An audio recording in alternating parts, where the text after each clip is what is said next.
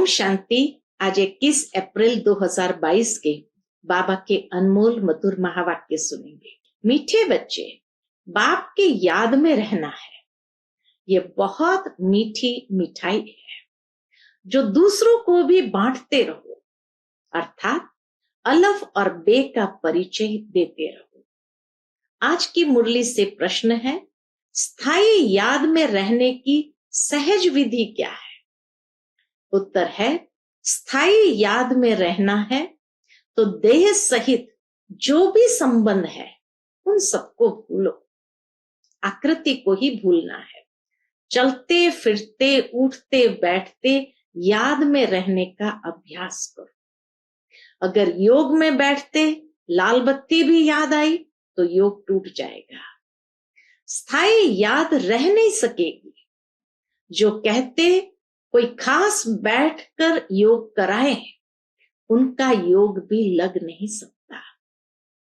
आज की मुरली से पहले गीत है, रात के राही थक मत जाना, सुबह की मंजिल दूर नहीं। ओम शांति। अब यह हुई योग की बात, क्योंकि अभी है रात, कलयुगी रात। रात कहा जाता है कलयुग को, दिन कहा जाता है सतयुग को। तुम अभी कलयुग रूपी रात से सतयुगी दिन में जाते हो, इसीलिए रात को भूल दिन को याद करो। नरक से बुद्धि को हटाना है। बुद्धि कहती है बरोबर यह नरक है, और किसी की बुद्धि नहीं कहती। बाबा कहे अभी ज्ञान मिला तो बुद्धि कहती बरोबर यह नरक है, और किसी की बुद्धि नहीं कहती। बुद्धि है आत्मा में। आत्मा अब जान गई है कि बाबा आया है रात से दिन में ले जाने। बाप कहते हैं, हे आत्माएं, तुमको जाना है स्वर्ग में, परंतु पहले शांति धाम में जाकर फिर स्वर्ग में आना है। गोया तुम योगी हो, पहले घर के पीछे राजधानी के। अब मृत्यु लोक अर्थात रात पूरी होनी है। अब जाना है दिन में। इसको ईश्वरीय योग कहा जाता है। सारी मुरली योग के ऊपर है। अभी पहले घर जाना है, फिर राजधानी में आना है, और ईश्वर द्वारा ये योग सिखाया है, इसलिए उसको कहते हैं ईश्वरीय योग। ईश्वर निराकार हमको योग सिखलाते हैं, अथवा हम आत्माओं की सगाई कराते हैं। यह है रूहानी योग, वह है जिस्मानी। तुम बच्चों को एक जगह बैठ योग नहीं लगाना है। वह तो मनुष्य जैसे खुद बैठते हैं वैसे सबको बैठक सिखाते हैं। यहां तुमको बैठक नहीं सिखाई जाती है। हाँ, सभा में कायदे से बैठना है। बाकी योग में तो कैसे भी बैठे, चलते फिरते सोते भी लग सकता है। आर्टिस्ट योग में रह चित्र बना सकता है। कोई कर्म करते भी योग कर सकते हैं। शिव बाबा जिनसे योग लगाते हैं उनका चित्र बनाते हैं। ऐसे बाबा कहीं याद कर सकते हैं। जानते हैं यह हमारा बाबा निराकारी दुनिया परम धाम में रहते हैं। हम भी वहां के रहवासी हैं। हम आत्माओं को जाना है। यह बुद्धि में चलते फिरते रहना चाहिए।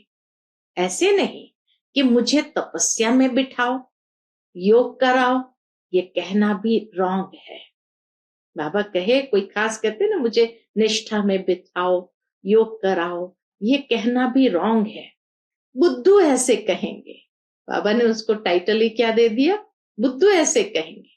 बच्चे लौकिक बाप को खास बैठकर याद करते हैं क्या? बाबा बाबा करते ही रहते हैं, कभी भूलते ही नहीं। छोटे बच्चे और ही जास्ती याद करते हैं। मुख चलता ही रहता है। एक बार एक शब्द सीख लिया, मुख चलता ही रहता है। यहाँ पारलौकिक बाप क्यों भूल जाता है? बुद्धि योग क्यों टूट पड़ता है? मुख से बाबा बाबा कहना भी नहीं है। आत्मा जानती है बाबा को याद करना है।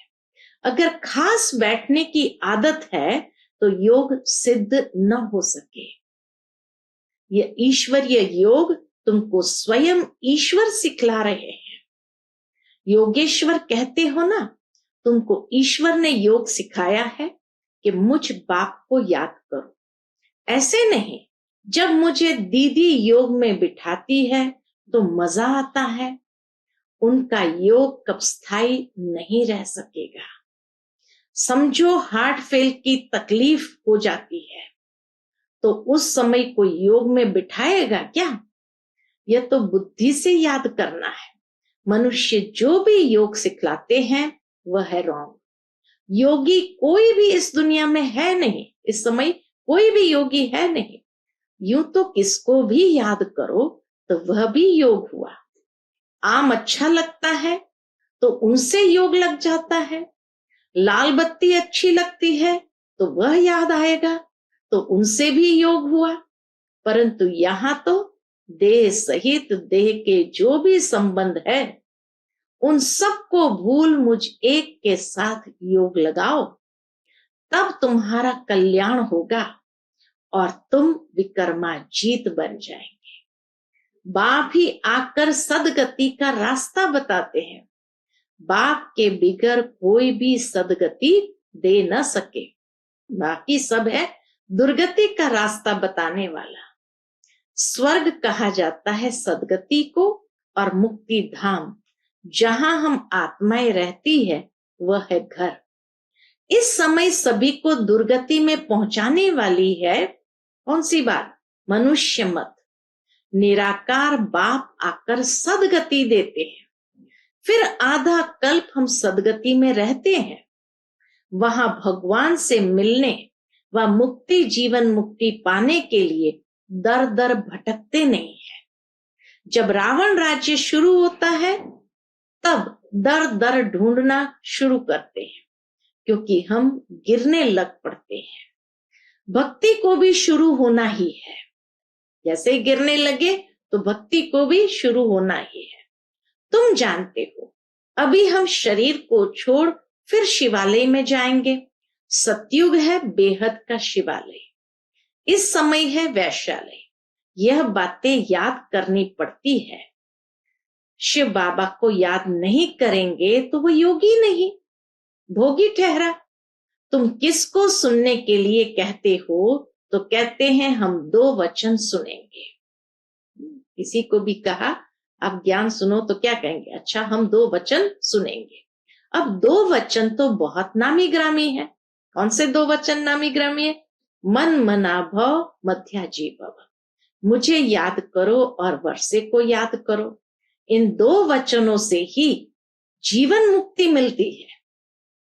बाप कहते हैं मुझे याद करो तो निरोगी बनेंगे, और चक्र को याद करेंगे तो धनवान बनेंगे। 2 वचन से तुम एवर हेल्दी और एवर वेल्दी बन जाते हो।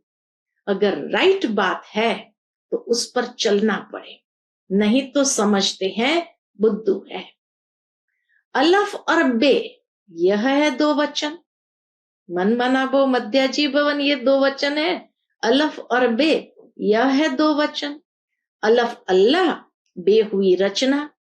बाबा है अलफ, बे है बादशाही। तुम्हारे में कोई को बादशाही मिलती है और कोई प्रजा में जाते हैं। तुम बच्चों को पोता मिल रखना चाहिए कि सारे दिन में कितना समय बाप को और वर्षी को याद किया। यह श्रीमत बाप ही देते हैं। आत्माओं को बाप सिखलाते हैं। मनुष्य धन के लिए कितना माथा मारते हैं। धन तो ब्रह्मा के पास बहुत था। जब देखा कि अलफ से बादशाही मिलती है तो धन क्या करेंगे? क्यों न सब कुछ अलफ के हवाले कर बादशाही लेवे। बाबा ने इस पर एक गीत भी बनाया। अलफ को अल्लाह मिला और बे को मिली बादशाही। उसी समय बुद्धि में आया हमको तो विष्णु चतुर्भुज बनना है। हम इस धन को क्या करेंगे? बस बाबा ने बुद्धि का ताला खोल दिया। ये साकार बाबा तो धन कमाने में बिजी था। जब राजाई मिलती है तो गदाई का काम क्यों करे? तो छोड़ दिया बाबा ने। फिर बाबा भूख तो नहीं मरा। बाबा के पास जो आते हैं उनकी बहुत अच्छी पालना होती है। घर में भूख मरते होंगे, यहाँ तो जो श्रीमत पर चलते हैं उनको बाबा भी बहुत अच्छी मदद करते हैं। बाबा कहते हैं सबको रास्ता बताओ कि बेहद के बाप को याद करो और चक्र की नॉलेज को याद करो तो तुम्हारा बेड़ा पार हो जाएगा। खेवैया आया है बेड़ा पार करने, तब तो गाते हैं पतित पावन खेवैया, परंतु याद किसको करना है यह किसको भी मालूम नहीं है, क्योंकि सर्वव्यापी कह दिया है। एक ही शिव के चित्र को कहते हैं भगवान, फिर लक्ष्मी नारायण या ब्रह्मा विष्णु शंकर को भगवान क्यों कहते हैं? अगर सब ही बाप बन जाए तो वर्षा कौन देगा? सर्वव्यापी कहने से तो न देने वाला रहा न लेने वाला रहा। लिखा हुआ है ब्रह्मा द्वारा स्थापना, ऊपर में शिव खड़ा है। शिव बाबा ब्रह्मा द्वारा देवता बनाते हैं तो ब्रह्मा भी देवता बनेंगे। यह काम एक बाप का ही है, उनकी ही महिमा है। क्या महिमा गाते? एक ओमकार, निराकार, निर्वैर, अकाल मूरत। आत्मा अकाल मूरत होती है, उनको काल नहीं खाते, तो बाप भी अकाल मूरत है। शरीर तो सबके खत्म हो जाते हैं, आत्मा को कभी काल खाता नहीं है। वहां अकाले मृत्यु कब होता नहीं है। समझते हैं हमको एक शरीर छोड़ दूसरा लेना है। स्वर्ग में है तो जरूर पुनर्जन्म भी स्वर्ग में ही होगा। यहाँ तो सब नरकवासी है। कहते हैं फलाना स्वर्ग पधारा तो जरूर पहले नरक में था। इतनी सहज बात भी समझते नहीं है। सन्यासी भी नहीं जानते हैं, वो तो ज्योति ज्योत समाया कह देते हैं। भारतवासी भगत भगवान को याद करते हैं। गृहस्थी भगत है क्योंकि भक्ति प्रवृत्ति मार्ग वालों के लिए होती है। वह तो है तत्वज्ञानी, सन्यासी तो है तत्वज्ञानी। समझते हैं हम तत्व से योग लगाकर लीन हो जाएंगे। वह तो आत्मा को भी विनाशी मानते हैं। सत्य कब बोल नहीं सकते। सत्य है एक परमात्मा। तुमको अभी सत्य का संग है तो बाकी सब झूठ हुए। कलयुग में सत बोलने वाला कोई मनुष्य होता ही नहीं। रचयिता और रचना के बारे में कोई भी सत नहीं बोलता। बाप कहते हैं अभी मैं तुमको सभी शास्त्रों का सार बतलाता हूं। मुख्य जो गीता है उनमें भी परमात्मा के बदले मनुष्य का नाम डाल दिया है, जबकि कृष्ण इस समय सांवरा है। अब कृष्ण का भी ऐसा चित्र बनाए जो मनुष्य समझे, डबल शेड देवे। एक सांवरा श्याम और दूसरा सुंदर। एक तरफ सांवरे का शेड, दूसरे तरफ गोरे का शेड। फिर उन पर समझाया जाए कि काम चिता पर बैठने से काला बन जाता है, फिर ज्ञान चिता पर बैठने से गोरा बन जाता है। ज्ञान चिता पर बैठने से गोरा बन जाते हैं। निवृत्ति और प्रवृत्ति दोनों ही मार्ग दिखाना है। आयरन एज फिर गोल्डन एज बनती है। गोल्डन के बाद फिर सिल्वर कॉपर होती है। आत्मा कहती है पहले मैं काम चिता पर थी, अब मैं ज्ञान चिता पर बैठी हूं। अब तुम बच्चे जानते हो हम पतित से परिस्तानी बन रहे हैं। पतित से परिस्तानी बन रहे हैं। योग में रह तुम कोई भी चीज बनाओ तो कभी खराब नहीं होगी। बुद्धि ठीक रहने से मदद मिलती है, लेकिन है मुश्किल। बाबा कहते हैं हम भी भूल जाते हैं। बहुत तिरकनबाजी है, बहुत तिरकनबाजी है। बड़ा अच्छा अभ्यास चाहिए, नहीं तो बुद्धि इधर उधर तिरकनबाजी माना खिसकती रहती है। स्थायी याद ठहर नहीं सकती है। चलते फिरते याद में रहने का अभ्यास करना है।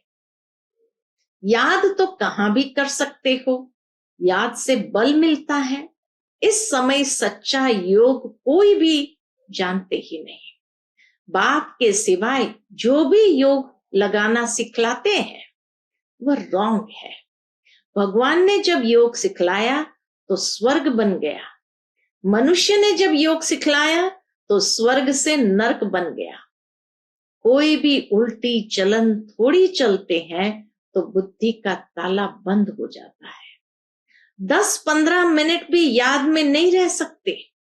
नहीं तो बुढ़ियों के लिए, बच्चों के लिए, बीमारों के लिए भी बहुत सहज है। बहुत अच्छी मिठाई है याद, बहुत अच्छी मिठाई है। बल गूंगा बहरा हो वह भी इशारों से समझ सकते हैं। बाप को याद करो तो यह वर्षा मिलेगा। कोई भी आए तो बोलो हम आपको रास्ता बताते हैं। बेहद के बाप स्वर्ग के रचयिता से स्वर्ग के सदा सुख का वर्षा कैसे मिलता है? ये छोटी छोटी चिटकियां, पर्चे बांटते रहना चाहिए। दिल में बहुत उमंग रहना चाहिए। कोई भी धर्म वाला आए तो हम ऐसे समझाएं। बाप कहते हैं यह देह के सब धर्म छोड़ मुझे याद करो तो विकर्म विनाश होंगे, तुम मेरे पास चले आएंगे। पहले पहले ये निश्चय करो। फिर दूसरी बात, तब तक आगे बढ़ना ही नहीं है। अपने को आत्मा समझ बाप को याद करो। बस यह है सबसे फर्स्ट क्लास बात। सिर्फ 2 अक्षर है। कौन से 2 वचन सुनाए? अलफ और बे, बाप और वर्षा। अच्छा, मीठे मीठे सिकिलदे बच्चों प्रति माता पिता बाप दादा का याद प्यार और गुड मॉर्निंग। रूहानी बाप की रूहानी बच्चों को नमस्ते। हम सब रूहानी बच्चों की रूहानी माता पिता बाप दादा को याद प्यार, गुड मॉर्निंग और नमस्ते। नमस्ते। शुक्रिया बाबा, शुक्रिया। आज की मुरली से धारणा के लिए मुख्य सार है। पहली पॉइंट, अपना सब कुछ अलफ के हवाले कर बेबादशाही लेनी है। को तामिल रखना है कि बाप और वर्षे की कितना समय याद रही। दूसरी पॉइंट, कोई भी उल्टी चलन नहीं चलनी है। स्थायी याद में रहने का अभ्यास करना है। आज का बाप दादा का मधुर वरदान हम बच्चों के प्रति है। सर्व शक्तियों द्वारा हर कंप्लेन को समाप्त कर कंप्लीट बनने वाले शक्तिशाली आत्मा भव। सर्व शक्तियों द्वारा हर कंप्लेन को समाप्त कर कंप्लीट बनने वाले शक्तिशाली आत्मा भव। अंदर में अगर कोई भी कमी है तो उसके कारण को समझकर निवारण करो, क्योंकि माया का नियम है कि जो कमजोरी आप में होगी उसी कमजोरी के द्वारा वह आपको माया जीत बनने नहीं देगी। माया उसी कमजोरी का लाभ लेंगी और अंत समय में भी वही कमजोरी धोखा देगी। इसलिए सर्व शक्तियों का स्टॉक जमा कर शक्तिशाली आत्मा बनो और योग के प्रयोग द्वारा हर कंप्लेन को समाप्त कर कंप्लीट बन जाओ। यही स्लोगन याद रहे, अब नहीं तो कब नहीं। आज का स्लोगन है, शांति और धैर्यता की शक्ति से विघ्नों को समाप्त करने वाले ही विघ्न विनाशक है। शांति और धैर्यता की शक्ति से विघ्नों को समाप्त करने वाले ही विघ्न विनाशक है। अब मातेश्वरी जी के अनमोल महावाक्य सुनेंगे। टाइटल है, अपना असली लक्ष्य क्या है। पहले पहले ये जानना जरूरी है कि अपना असली लक्ष्य क्या है, वो भी अच्छी तरह से बुद्धि में धारण करना है। तब ही पूर्ण रीति से उस लक्ष्य में उपस्थित हो सकेंगे। अपना असली लक्ष्य है, मैं आत्मा उस परमात्मा की संतान हूं, असल में कर्मातीत हूं। फिर अपने आप को भूलने से कर्म बंधन में आ गई। अब फिर से वो याद आने से, इस ईश्वरीय योग में रहने से अपने किए हुए विकर्म विनाश कर रहे हैं। तो अपना लक्ष्य हुआ, मैं आत्मा परमात्मा की संतान। बाकी कोई अपने को हम सो देवता समझ उस लक्ष्य में स्थित रहेंगे तो फिर जो परमात्मा की शक्ति है वो मिल नहीं सकेगी और न फिर तुम्हारे विकर्म विनाश होंगे। अब यह तो अपने को फुल ज्ञान है, मैं आत्मा परमात्मा की संतान कर्मातीत हो भविष्य में जाकर जीवन मुक्त देवी देवता पद पाएंगे। इस लक्ष्य में रहने से वह ताकत मिल जाती है। अब यह जो मनुष्य चाहते हैं हमको सुख शांति पवित्रता चाहिए, वो भी जब पूर्ण योग होगा तब ही प्राप्त होगी। जो उनको चाहिए सुख शांति पवित्रता, वो भी जब पूर्ण योग होगा तब ही प्राप्ति होगी।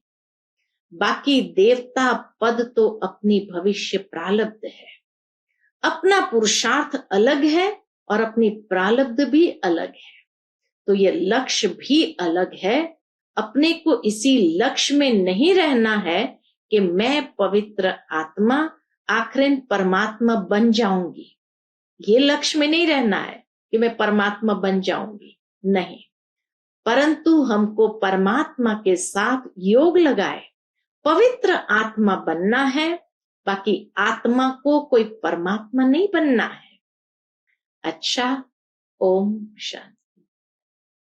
To watch Peace of Mind channel videos on YouTube, subscribe us on youtube.com/tvpeaceofmind. Just a click for a peaceful life.